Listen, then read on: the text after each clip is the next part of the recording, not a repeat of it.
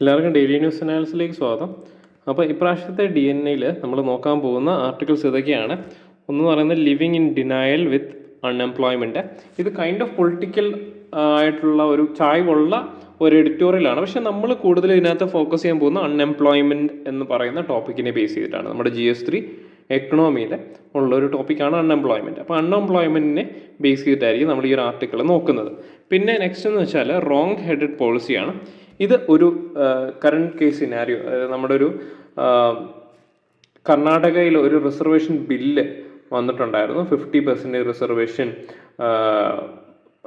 അതായത് 50 to 75% ഒക്കെ റിസർവേഷനൊക്കെ തരുന്ന രീതിയിൽ പ്രൈവറ്റ് സെക്ടറിൽ ഇൻവോൾവ് ചെയ്യുന്ന രീതിയിലുള്ളൊരു ഇത്, അതായത് കന്നഡികാസിന് വേണ്ടിയിട്ട് ഉള്ള റിസർവേഷൻ.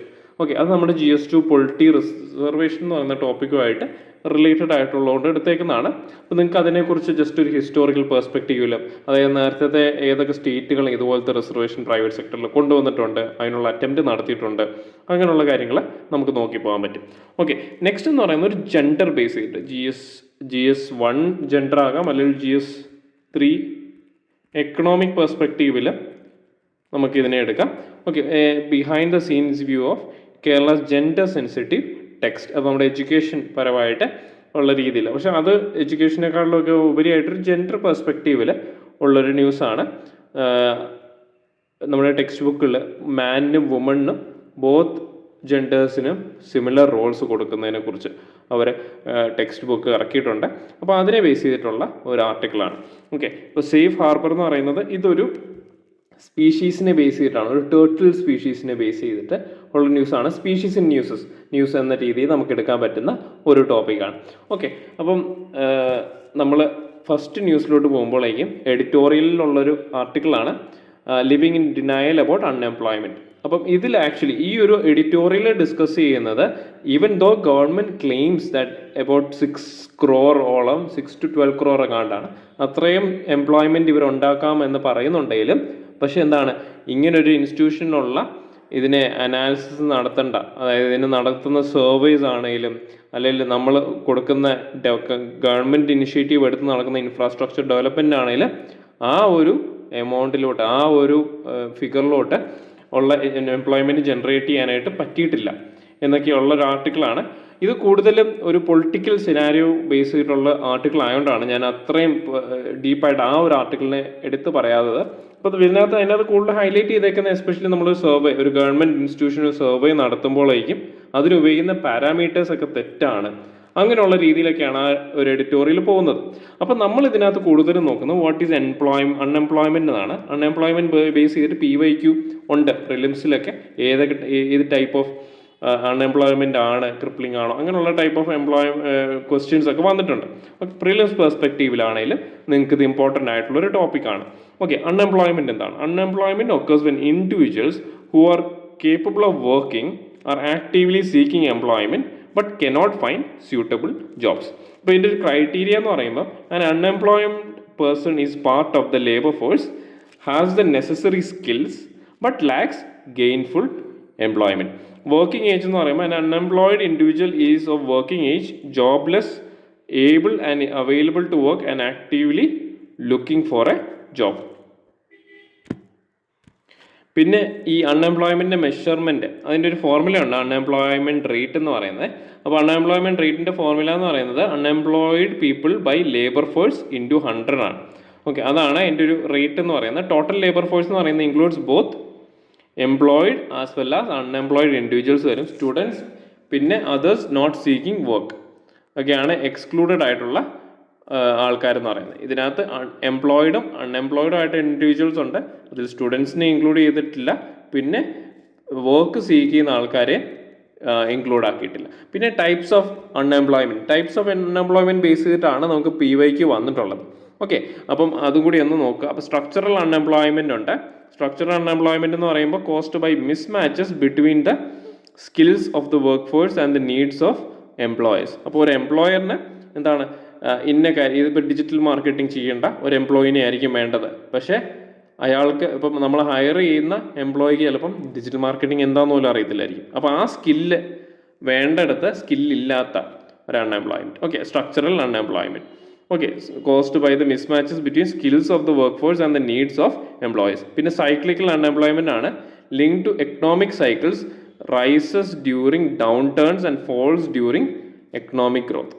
ഫ്രിക്ഷണൽ അൺഎംപ്ലോയ്മെന്റിന്റെ കേസിൽ temporary unemployment during transitions between jobs. ഇപ്പോൾ ചില ആൾക്കാർ ഇപ്പോൾ IT ജോബ്സ് ചെയ്യുന്ന ആൾക്കാരാണെങ്കിൽ അവരൊരു കമ്പനിയിൽ നിന്ന് വേറൊരു കമ്പനിയിലോട്ട് മാറുവാണ്.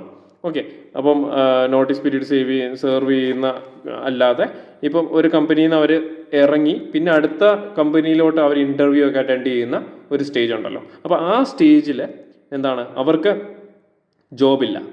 ഓക്കെ, ആ സ്റ്റേജിനെയാണ് ടെമ്പററി അൺഎംപ്ലോയ്മെൻറ്റ് അല്ലെങ്കിൽ ഫ്രിക്ഷണൽ അൺഎംപ്ലോയ്മെൻറ്റ് എന്ന് പറയുന്നത്. പിന്നെ അണ്ടർ എംപ്ലോയ്മെൻ്റ് ആണ്, workers are employed in jobs that do not fully utilise their skills and provide insufficient hours. അപ്പോൾ ഇതിൻ്റെ ഒരു എക്സാമ്പിൾ എന്ന് പറയുമ്പോൾ ഇപ്പം ഗിഗ് എക്കണോമിയിൽ വർക്ക് ചെയ്യുന്ന ആൾക്കാരുണ്ട്. ഇപ്പോൾ അവർ ചിലപ്പോൾ IT എംപ്ലോയീസ് ആയിരുന്നായിരിക്കും. ഓക്കെ, IT സെക്ടറിൽ ജോലി ചെയ്യുന്ന ആൾക്കാരായിരിക്കും. പക്ഷേ എന്തുപറ്റി, അവരുടെ സ്കിൽ അല്ലെങ്കിൽ പുതിയ ഡെവലപ്മെൻ്റ് ഒക്കെ വന്നപ്പോഴേക്കും അവരുടെ ജോബ് പോയി. അപ്പോൾ അവരെന്ത് ചെയ്തു, അവർ സ്വിഗ്ഗി അല്ലെങ്കിൽ ഡെലിവറി ബോയ്സ് ഒക്കെ ആയിട്ട് വർക്ക് ചെയ്യുന്നു. അപ്പോൾ അങ്ങനെയുള്ള സിനാരിയോസ് ഉണ്ട്. ഓക്കെ, അതൊരു റിയാലിറ്റിയാണ്. അപ്പോൾ അങ്ങനെയുള്ള എംപ്ലോയ്മെൻറ്റിനാണ് അണ്ടർ എംപ്ലോയ്മെൻറ്റ് എന്ന് പറയുന്നത്. പിന്നെ ഹിഡൻ അൺഎംപ്ലോയ്മെൻ്റ് ആണ്, individuals not actively seeking work due to discouragement but would work if conditions are improved. പിന്നെ ഡിസ്ഗൈസ്ഡ് അൺഎംപ്ലോയ്മെൻറ്റ് നമുക്കറിയാം ഏറ്റവും കൂടുതലുള്ളത് അഗ്രികൾച്ചറിലാണ്. അഗ്രികൾച്ചർ സെക്ടറിലാണ് ഏറ്റവും കൂടുതൽ ഡിസ്ഗൈസ്ഡ് അൺഎംപ്ലോയ്മെൻറ്റ്. അതായത് അവർ ചിലപ്പോൾ ലേബേഴ്സൊക്കെ ആയിട്ട് വർക്ക് ചെയ്യും, പക്ഷേ they think they are employed, പക്ഷേ എന്താണ്, അവർ ഇപ്പോഴും ഒരു അൺഎംപ്ലോയിഡ് സ്റ്റേറ്റിലാണ്. More workers are employed than necessary. ഇപ്പം പാഡി ഫീൽഡ്സിലൊക്കെ വർക്ക് ചെയ്യുന്ന ആൾക്കാരെ കണ്ടാൽ നമുക്കറിയാം ഒത്തിരി പേര് ചിലപ്പോൾ വർക്ക് ചെയ്യുന്നുണ്ടാവും.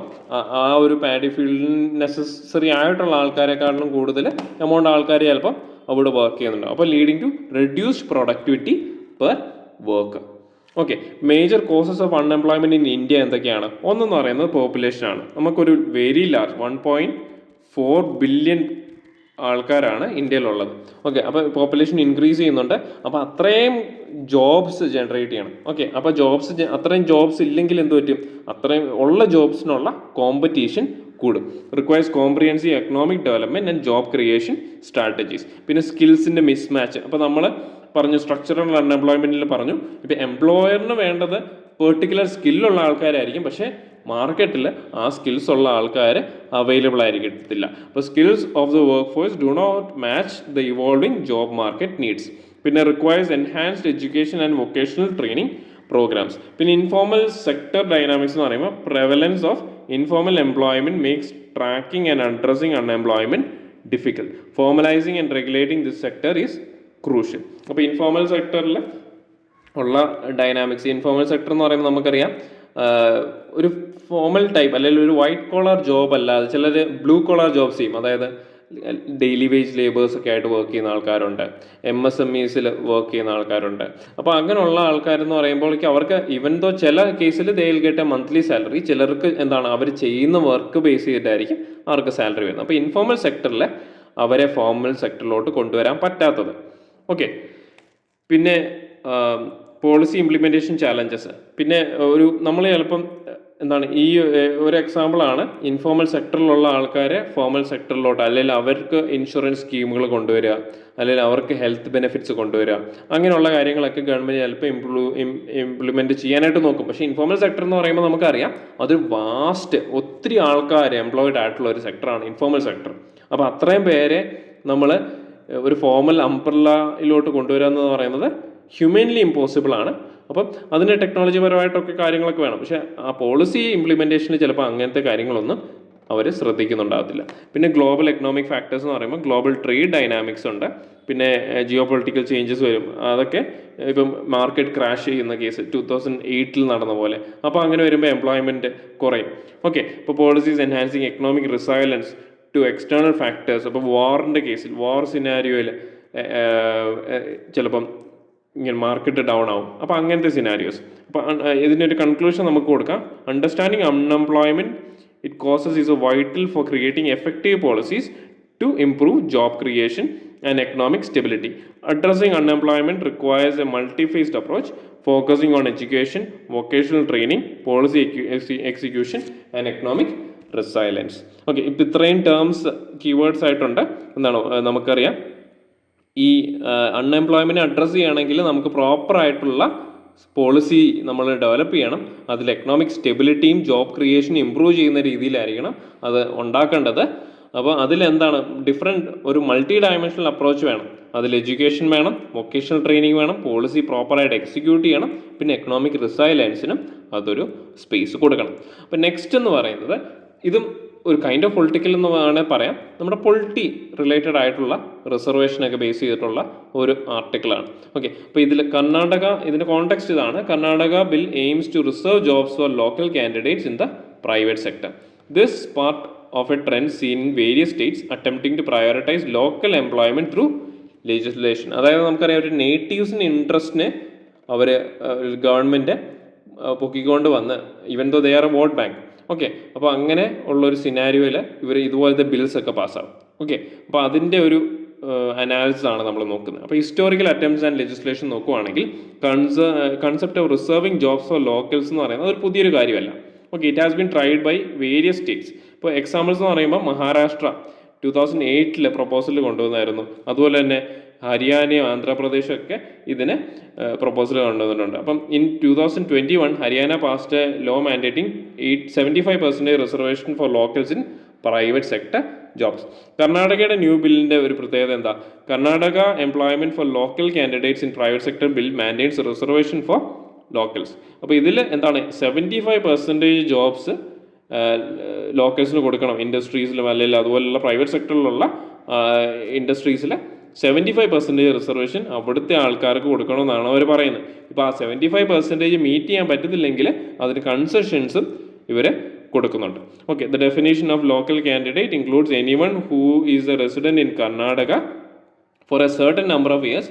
പിന്നെ എന്താണ്, ഒരു ഡൊമസൈൽ സർട്ടിഫിക്കറ്റ് ഉണ്ട്. അതുപോലെ തന്നെ കന്നഡ അവർ പഠിച്ച ആൾക്കാരും ആയിരിക്കണം എന്നും കൂടി അവർ പറയുന്നുണ്ട്. പിന്നെ ഈ ഒരു ബില്ലുള്ള ആർഗ്യുമെൻറ്റ്സ് എന്താണ്?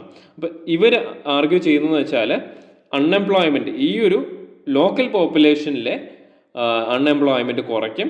അതുപോലെ തന്നെ ഫെയർ ഓപ്പർച്യൂണിറ്റീസ് അവരുടെ കമ്മ്യൂണിറ്റിക്ക് അല്ലെ കന്നഡിഗാസിന് കൊടുക്കുമെന്ന് അവർ പറയുന്നുണ്ട്. It is seen as a measure to appease local sentiments and political demands. Supporters claim it will improve social economic conditions for local residents. അപ്പോൾ ഇതിലുള്ളൊരു ഇത് നമുക്കറിയാം, ഇതൊരു ഫെഡറലിസം അല്ലെങ്കിൽ നമ്മുടെ ഒരു യൂണിറ്ററി സ്ട്രക്ചറിനെ ബാധിക്കുന്ന ഒരു സാധനമാണ് അല്ലേ. ഈവൻ ദോ നമ്മളൊരു ഡിഫറെൻറ്റ് സ്റ്റേറ്റ് ഹുഡ് ഒക്കെ പറയുന്നുണ്ടെങ്കിലും, ഒരു റീജിയണലിസ്റ്റ് ടെൻഡൻസീസ് ഒക്കെ ഉണ്ടെന്ന് പറഞ്ഞാലും, ultimately V are all Indians. Okay, അപ്പം എല്ലാ ഓപ്പർച്യൂണിറ്റീസും എല്ലാവർക്കും, ഇന്ത്യൻസ് ആയിട്ടുള്ള എല്ലാവർക്കും ഓപ്പർച്യൂണിറ്റീസ് കൊടുക്കണം എന്നുള്ളൊരു മെയിൻ ഫാക്ടറാണ്. ഓക്കെ, അപ്പോൾ ഇതിൻ്റെ ഒരു ക്രിറ്റിസിസം നമ്മൾ നോക്കുവാണെങ്കിൽ ഇതിലുള്ള എക്കണോമിക് ഇമ്പാക്റ്റ് എന്താണ്? Critics argue that such laws would drive away investment as businesses prefer more flexible and merit based hiring process. പിന്നെ it would lead to inefficiencies and a reduction in overall productivity due to mismatched ആയിട്ടുള്ള സ്കിൽസും ജോറും. ഒന്നാമത് നമുക്കറിയാം, നമ്മൾ first news എടുത്തപ്പോൾ തന്നെ പറഞ്ഞു, unemployment എന്ന് പറയുമ്പോഴേക്കും, സ്ട്രക്ചറൽ അൺഎംപ്ലോയ്മെൻ്റ് എന്ന് പറയുമ്പോൾ എംപ്ലോയറിന് സ്കിൽഡ് ആയിട്ടുള്ള ആൾക്കാരെ കിട്ടുന്നില്ല എന്നുള്ളതാണ്. ഇപ്പം ഗവൺമെൻറ് ഇതുപോലുള്ളൊരു ലോ ഇറക്കുവാണ്. അതായത് ലോക്കൽസിനെ തന്നെ ഹയർ ചെയ്യണം, അതിൽ അത്രയും സ്കില്ലുള്ള ആൾക്കാരെ കണ്ടുപിടിക്കണം. 2 പാരാമീറ്റേഴ്സാണ് അതിനകത്ത് വരുന്നത്. ഓക്കെ, അപ്പോൾ അങ്ങനെ വരുമ്പോഴേക്കും ഒരു എംപ്ലോയറിന് അത് ബുദ്ധിമുട്ടുള്ളൊരു കാര്യമാണ്. പിന്നെ ലീഗൽ ആൻഡ് കോൺസ്റ്റിറ്റ്യൂഷണൽ ഇഷ്യൂസ് എന്ന് പറയുമ്പോൾ ബിൽ പൊട്ടൻഷ്യലി വയലേറ്റ്സ് ആർട്ടിക്കിൾ 19 നമുക്കറിയാം, ഒരു പൊളിറ്റി ആൻസർ റൈറ്റിംഗ് എഴുതുമ്പോഴേക്കും ഇതുപോലത്തെ ക്വസ്റ്റ്യൻസ് ഒക്കെ വരുമ്പോഴേക്കും റൈറ്റ് ടു ഫ്രീഡം അത് നമ്മൾ ഇതിനകത്ത് ഹൈലൈറ്റ് ചെയ്യണം. ആർട്ടിക്കിൾ 19 അതിനകത്ത് ഹൈലൈറ്റ് ചെയ്യാം. Which guarantees the freedom to practice any profession and move freely throughout the country. There are concerns about the implementation and enforceability of such laws. പിന്നെ ഇതിൻ്റെ ഒരു broader ആയിട്ടുള്ള ഇംപ്ലിക്കേഷൻ എന്ന് പറയുമ്പോൾ move could set A president, അതായത് other സ്റ്റേറ്റ്സിന്. ഇപ്പോൾ നമുക്കറിയാം, ഇപ്പോൾ കർണാടക പോലത്തെ സ്റ്റേറ്റുകളിൽ ഏറ്റവും കൂടുതൽ എംപ്ലോയിഡ് ആയിട്ടുള്ളവർ നമ്മുടെ ആൾക്കാരാണ്, അതായത് മലയാളീസാണ്.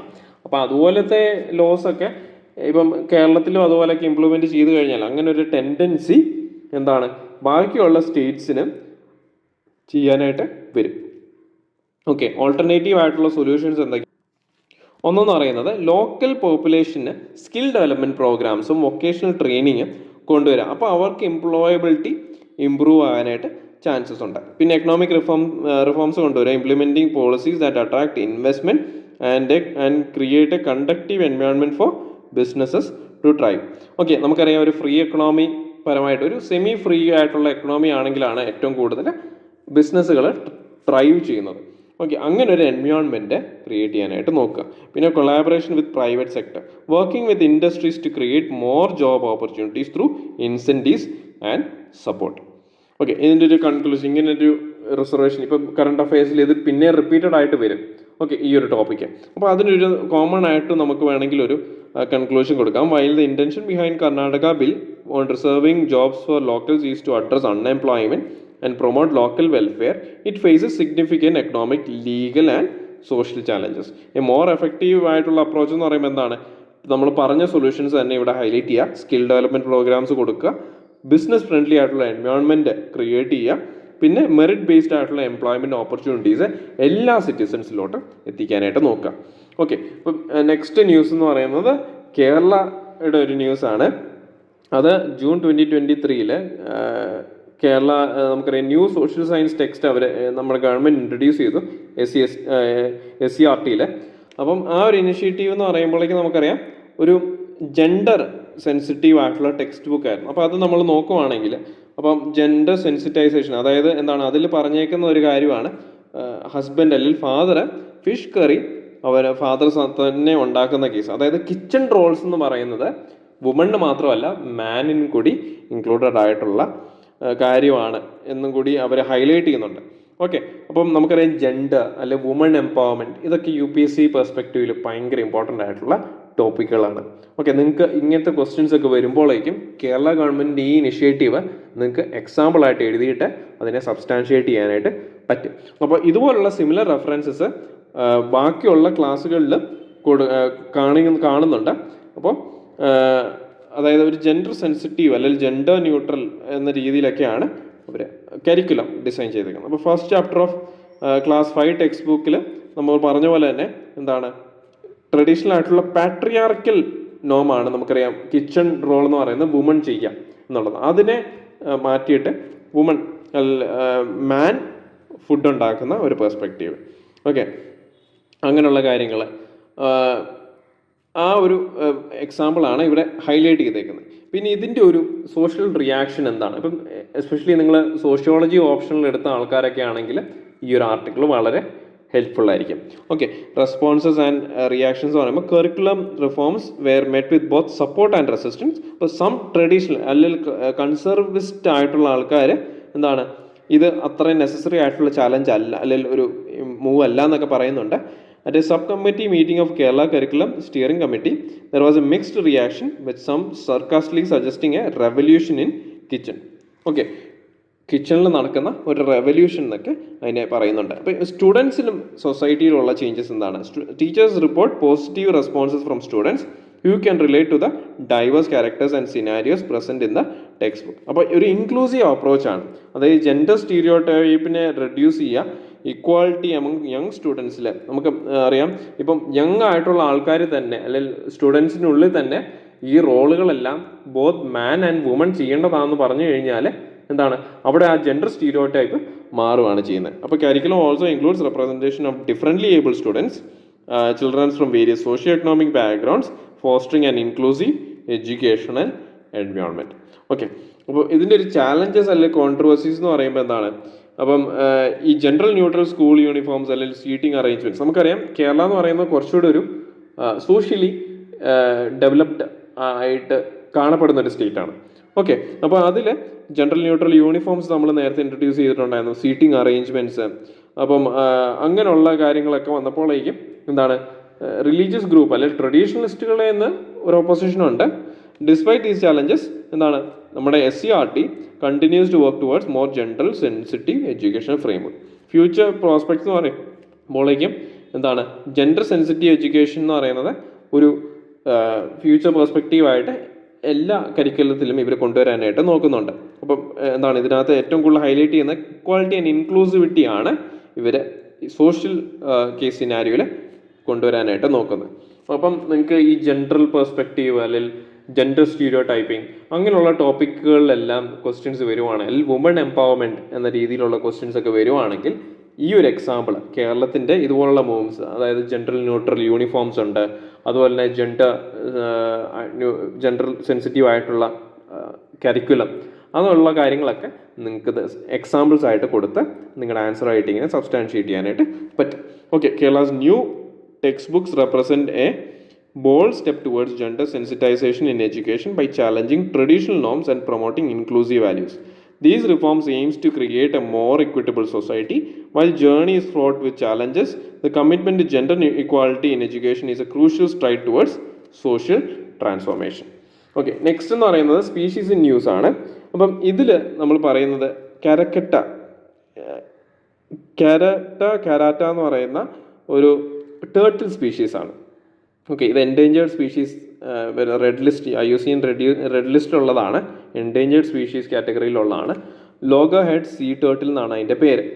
ഓക്കെ, അത് throughout the world distributed ആണ്, അതും കൂടി ഓർത്തിരിക്കുക. അതിൻ്റെ ഫാമിലി എന്ന് പറയുന്നത് കെൽനോഡേ എന്ന് പറയുന്ന ഫാമിലിയിൽ പെടുന്നതാണ്. ഓക്കെ, അത് ജസ്റ്റ് ന്യൂസിൽ മെൻഷൻഡ് ആയിട്ടുള്ളതുകൊണ്ട് ഞാൻ എടുത്തേക്കുന്നതാണ് കേട്ടോ. അപ്പം ഈ പ്രാവശ്യത്തെ DNA അനാലിസിസ് എല്ലാവർക്കും മനസ്സിലായെന്ന് വിചാരിക്കുന്നു. കുറച്ചുകൂടെ എല്ലാം മെയിൻസ് പെർസ്പെക്റ്റീവിലായിട്ടുള്ള കാര്യങ്ങളായിരുന്നു നമുക്കുണ്ടായിരുന്നത്. നിങ്ങൾക്ക് ആൻസേഴ്സിൽ എഴുതാൻ പറ്റുന്ന കുറേ പോയിന്റ്സ് നമ്മൾ ഡിസ്കസ് ചെയ്തിട്ടുണ്ട്. നിങ്ങൾക്ക് എഴുതുന്ന നോർമൽ ആയിട്ടുള്ള പോയിന്റ്സിൽ നിന്ന് എഴുതുന്ന പോയിന്റ്സിന് സബ്സ്റ്റാൻഷിയേറ്റ് ചെയ്യാൻ പറ്റുന്ന കുറേ വാല്യൂ പോയിന്റ്സ് നിങ്ങൾക്കുണ്ട്. അതെല്ലാം നിങ്ങൾ മെയിൻസിൻ്റെ നിങ്ങളുടെ നോട്ടുകളിൽ ആഡ് ചെയ്യാനായിട്ട് നോക്കുക. അപ്പോൾ ഈ പ്രാവശ്യത്തെ DNA അനാലിസിസ് എല്ലാവർക്കും മനസ്സിലായെന്ന് വിചാരിക്കുന്നു. ഇനി അടുത്ത പ്രാവശ്യം കാണാം. നന്ദി, നമസ്കാരം.